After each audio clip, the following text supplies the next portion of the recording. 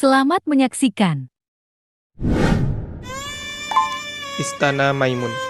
Istana Maimun dibangun pada tahun 26 Agustus 1988 dan selesai pada 18 Mei 1891 pada masa Sultan Ma'mun ar-Rasyid.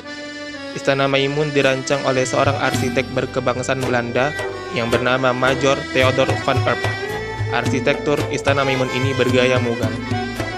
Saat ini, penyebutan dan penulisan Istana Maimun Medan juga sering disebut dan ditulis dengan diksi Istana Sultan Delhi. Luas kawasan Istana Maimun adalah 2.772 meter persegi. Di dalam kawasan tersebut terdapat daya tarik yang wajib dikunjungi oleh para wisatawan lokal, juga wisatawan mancanegara. Di dalam istana terdapat pula peninggalan-peninggalan kerajaan, antara lain yaitu alat musik Melayu, yaitu rebana, gambus, kordeon, gendang, dan juga suling. Kemudian terdapat pula kursi-kursi dan meja-meja para tamu. Terdapat pula keris-keris khas Melayu, antara lain keris sepukal, keris picit, dan keris tajung. Di ruang bagian tengah terdapat kursi singgasana raja dan ratu. Kursi singgasana ini dipakai pada saat acara-acara resmi kerajaan seperti acara pernikahan dan juga acara pertemuan raja-raja.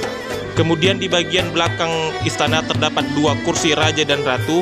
Kemudian terdapat lemari rias para permaisuri atau anak-anak perempuan raja. Kemudian terdapat pula alat-alat makan seperti sendok, piring, dan juga gelas. Kemudian terdapat pula beberapa perhiasan ratu dan juga anak perempuan raja seperti kalung, cincin, gelang, dan juga anting-anting. Sekian penjelasan mengenai Istana Maimun Medan atau Istana Sultan Delhi. Selanjutnya, Masjid Raya Al-Mashun. Masjid Raya Al-Mashun merupakan sebuah masjid bersejarah yang terletak di kota Medan. Masjid Raya Medan ini merupakan saksi sejarah peradaban Melayu Delhi yang didirikan oleh Sultan Ma'mun ar-Rasyid Perkasa Alam. Masjid ini dibangun pada tanggal 21 Agustus tahun 1906 atau tanggal 1 Rajab tahun 1324 Hijriah dan selesai pada tanggal 10 September tahun 1909 atau tanggal 25 Syaban tahun 1329 Hijriah. Pada awal pendiriannya, masjid ini menyatu dengan istana. Gaya arsitekturnya khas Timur Tengah, India, dan juga Spanyol. Keseluruhan pembangunannya menghabiskan dana sebesar 1 juta gulden. Pendanaan pembangunan masjid ini ditanggung sendiri oleh Sultan. Akan tetapi, Zhong Afei, seorang tokoh dari kota Medan dari etnis Tionghoa yang sezaman dengan Sultan Ma'mun ar-Rasyid, turut berkontribusi untuk mendanai pembangunan masjid ini. Masjid ini pertama kali dipergunakan yaitu pada tanggal 19 September tahun 1909 dan sampai saat ini masjid ini masih dipergunakan oleh masyarakat muslim untuk melaksanakan sholat setiap harinya.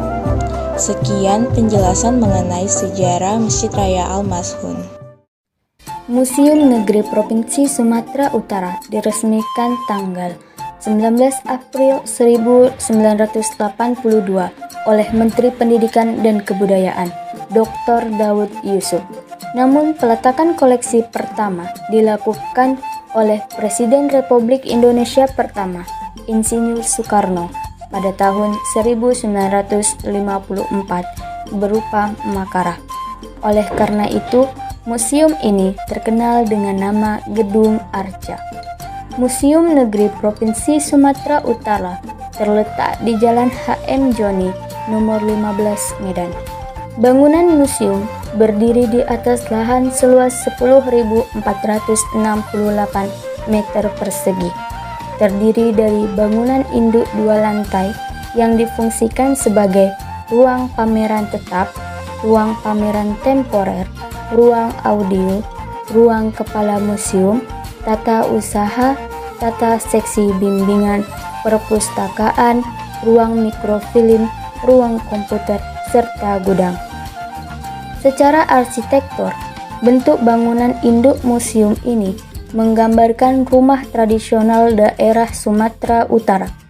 Pada bagian atap depan dipenuhi dengan ornamen dari etnis Melayu, Batak Toba, Simalungun, Karo, Mandailing, Pak-Pak, dan Nias. Berdasarkan koleksi yang dimiliki, Museum Negeri Provinsi Sumatera Utara dikategorikan sebagai museum umum.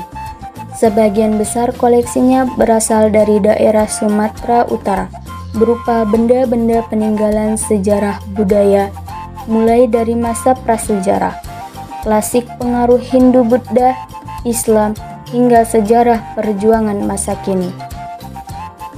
Sebagian lainnya berasal dari beberapa daerah lain di Indonesia dan dari negara lain seperti Thailand. Hingga tahun 2005, Museum Negeri Provinsi Sumatera Utara menyimpan kurang lebih 6.799 koleksi. Masa prasejarah. Pada ruangan pertama ditampilkan sejarah geologi mulai terbentuknya alam semesta, pergeseran benua dan pulau Sumatera, sejarah alam mengenai migrasi manusia, sebaran flora dan fauna, juga mengenai kehidupan prasejarah. Koleksi yang ditampilkan meliputi replika hewan khas Sumatera, replika fosil manusia purba, diorama kehidupan prasejarah, serta beragam perkakas prasejarah. Kebudayaan Sumatera Utara kuno menampilkan jejak dari peradaban awal masyarakat Sumatera Utara, mulai dari masa megalitik tua hingga masa Perundagian. Sekian penjelasan mengenai museum. Selanjutnya, Pusda Perpustakaan Daerah Sumatera Utara. Kami di sini akan menginformasikan tentang perpustakaan daerah, di mana di video nanti kalian akan mengetahui apa-apa saja di dalamnya. Next, perpustakaan daerah. Pada awalnya disebut Perpustakaan Negara Departemen Pendidikan dan Kebudayaan. Berdiri berdasarkan surat keputusan Menteri Pendidikan, Pengajaran, dan Kebudayaan pada tanggal 23 Mei 1956.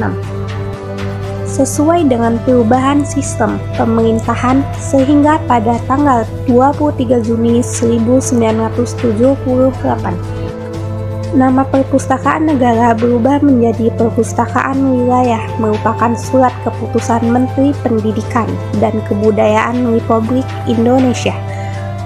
Hai teman-teman, nah saya sudah ada di dalam Perpustakaan Daerah, di mana di dalamnya kita akan mengetahui apa-apa saja di dalamnya. Yuk sekarang kita menuju ke lantai 2. Nah sekarang kita sudah sampai di lantai 2 di Perpustakaan Daerah, di mana di ruangan ini kita bisa membaca dan menulis.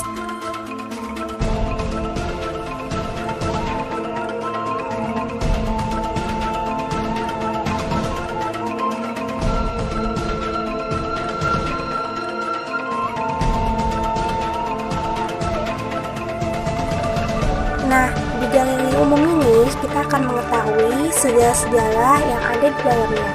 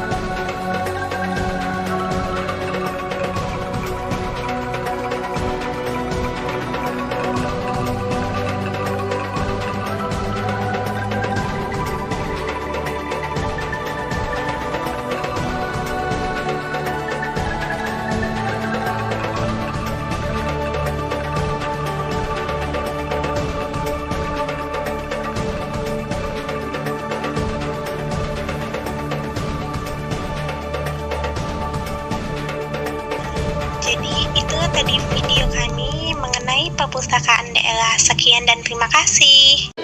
Yang terakhir, Taman Makam Pahlawan. Taman Makam Pahlawan atau TMP.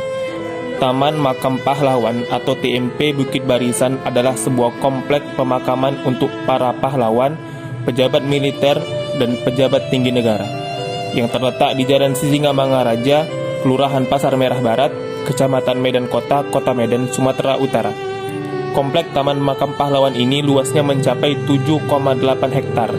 Setidaknya telah terdapat 5.300 makam pahlawan di tempat ini. Kompleks pemakaman terbagi menjadi dua bagian, yaitu makam pahlawan dan taman bahagia. Makam pahlawan adalah tempat memakamkan mereka yang mendapat bintang dan wafat setelah pensiun dan menuntaskan tugasnya. Sedangkan taman bahagia adalah tempat memakamkan para pahlawan yang mendapatkan bintang dan ketika sedang menjalankan tugasnya. Taman Makam Pahlawan ini ramai dikunjungi untuk berziarah dan menjadi tempat upacara resmi mengenang para pahlawan yang telah berjasa, khususnya di Kota Medan dan sekitarnya.